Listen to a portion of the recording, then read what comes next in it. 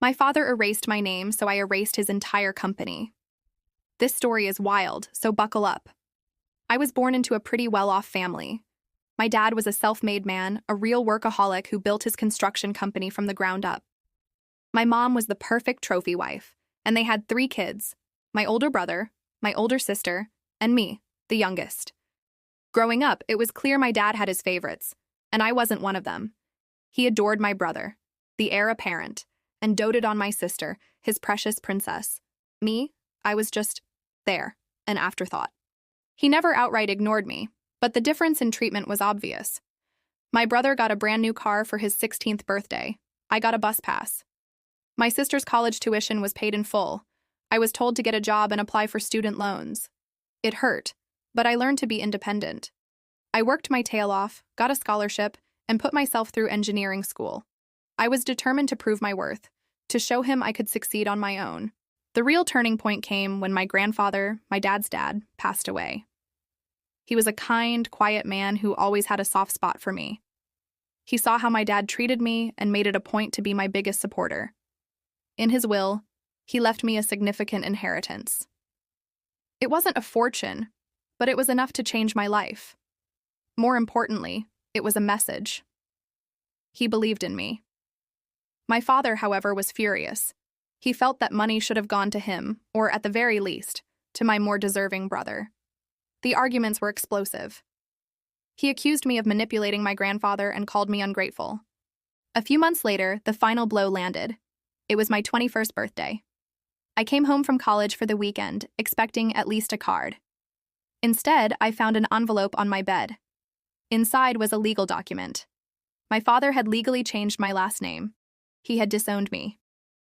The document stated that he no longer considered me his son and that I was officially no longer part of the family. He erased my name, just like that. My mother, brother, and sister all went along with it. Not a single one of them stood up for me. The silence was deafening. It felt like my entire world had collapsed. I was heartbroken, angry, and utterly alone.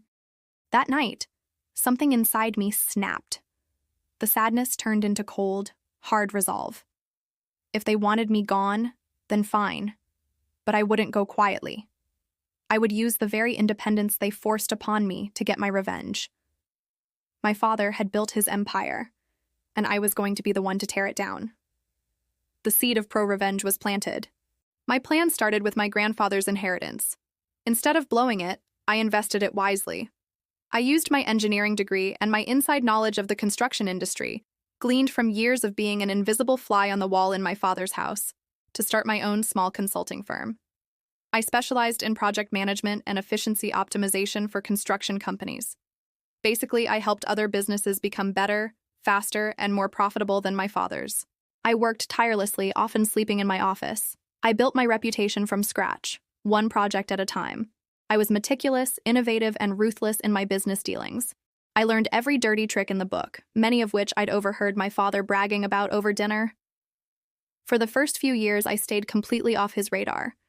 My company had a different name, and I operated in a neighboring state. To him and the family I no longer had, I had simply vanished. My big break came when I landed a contract with one of my father's biggest competitors. They were struggling, and I knew exactly why.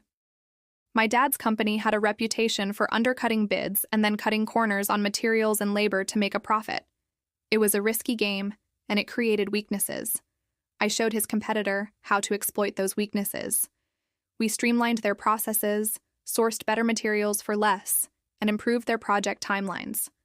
Within a year, they were outbidding my father's company on major contracts, and more importantly, they were delivering superior results. Word started to spread. My little consulting firm was becoming a major player. I started poaching his best talent. I knew exactly who his key employees were: the project managers, the lead engineers, the skilled foremen. I had grown up around these people. I offered them better pay, better benefits, and a better work environment. Most importantly, I offered them respect, something my father was notoriously short on. One by one, his most valuable assets jumped ship and came to work for me. His company started to bleed talent, and the quality of his work plummeted. The next phase of my plan was to go after his supply chain. My father had exclusive deals with certain suppliers, which he often leveraged to bully smaller competitors. I spent months cultivating relationships with new, innovative suppliers. I formed a consortium with other construction companies, creating a massive buying group. This gave us immense purchasing power, allowing us to get better prices and exclusive access to new materials. Suddenly, my father's exclusive deals meant nothing. His material costs skyrocketed while ours dropped. He was being squeezed from all sides. He started losing bids left and right. Projects were delayed. Clients were complaining about shoddy workmanship. His once sterling reputation was turning to mud. I heard through the grapevine that he was becoming increasingly erratic, paranoid, and angry. He was screaming at his remaining employees, blaming them for his failures. He had no idea that the architect of his downfall was the son he had discarded like trash. The final act was a masterpiece of corporate warfare. I discovered that my father's company was in a precarious financial position. He had taken out massive loans to cover his losses, using the company's assets as collateral. The bank was getting nervous. Through a series of shell corporations and third-party investors I controlled, I began buying up his debt. It took almost everything I had, but I managed to become his primary creditor. He was now, unknowingly, in debt to me.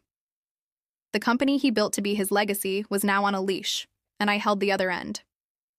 I waited for the perfect moment. He had just started a massive, high-profile public works project, a new city hall.